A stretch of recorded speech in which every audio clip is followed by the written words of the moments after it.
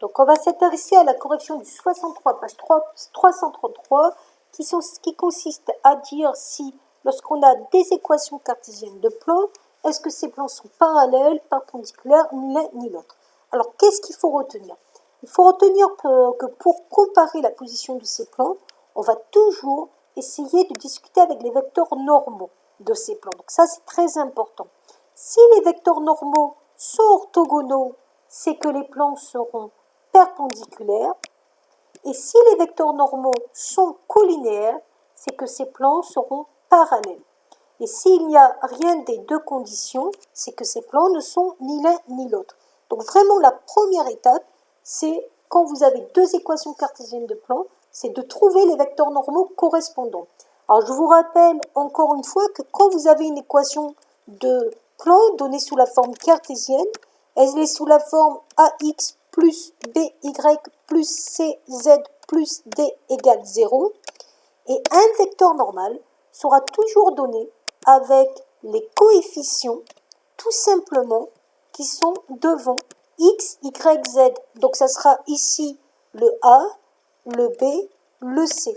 Donc ça, c'est vraiment un résultat important du cours pour pouvoir répondre à ce genre de questions. Et donc, là, on va mettre un Y, ça sera plus cohérent.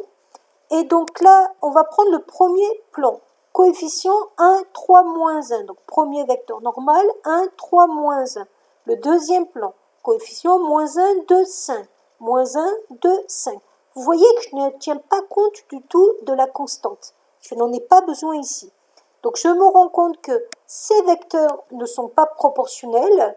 Alors, comment on le voit? Parce que 1 divisé par moins 1 n'est pas égal à 3 divisé par 2. Donc, ils ne sont pas collinéaires. Donc, on sait déjà que les plans ne sont pas parallèles. Donc, ils vont se couper. Je vous rappelle que des plans qui ne sont pas parallèles se coupent. Ils se coupent en une droite. Mais ce n'est pas ça qui nous intéresse. Est-ce que ces plans sont perpendiculaires? Donc, je vais faire le produit scalaire de n avec n'. Donc, on multiplie les x ensemble, les y ensemble, les z ensemble et on ajoute. Donc, ça va nous donner 1 fois moins 1 plus 3 fois 2 plus moins 1 fois 5. Donc, moins 1 plus 6 moins 5, ça fait bien 0. On a donc des vecteurs normaux orthogonaux. Ça veut dire que les plans seront perpendiculaires. Ça, il n'y a pas de souci pour le premier. Pour le second, on a donc comme vecteur normal pour le plan P, 1 tiers et 1. Pour le plan Q, moins 3, moins 1, moins 1, c'est-à-dire les coefficients devant x, y, z. Je vais vérifier si ces vecteurs sont collinéaires. Ils ne sont pas proportionnels, puisqu'on ne peut pas trouver un nombre qui multiplié n va donner n'. Donc, ils ne sont pas collinéaires, les plans ne sont pas parallèles.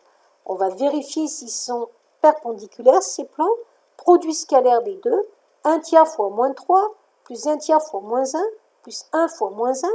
Donc ça ne fait pas 0. Donc si ça ne fait pas 0, les vecteurs normaux ne sont pas orthogonaux, donc les plans ne sont pas perpendiculaires. Donc les plans là ne sont ni parallèles ni perpendiculaires.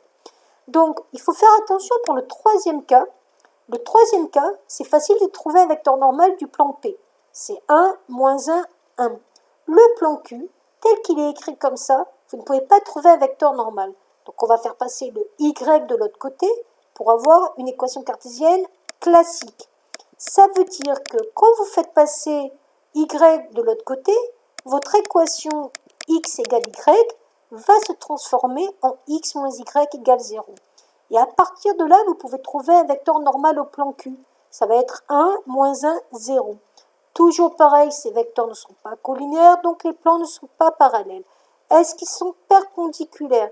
Et on fait le produit scalaire, 1 fois 1, plus moins 1 fois moins 1, plus 1 fois 0. Et on voit que ça ne fait pas 0, donc ils ne sont pas orthogonaux. Donc ces plans ne sont pas perpendiculaires. Et pour le dernier cas, pareil. Là, vous voyez que dans ce plan P, c'est facile d'avoir un vecteur normal, 1, moins 2, 1. Le plan Q, le Z étant de l'autre côté, on va le transformer pour qu'il passe du même côté pour pouvoir trouver le vecteur normal. Ça veut dire que quand vous avez votre équation ici, Z égale, on va faire passer le Z de l'autre côté, ça va me donner moins x plus 2y, moins z, moins 5 égale 0. Et ça, tout de suite, on se rend compte qu'un vecteur normal de Q c'est moins 1, 2, moins 1. Un vecteur normal de P, on l'avait dit tout à l'heure, 1, moins 2, 1.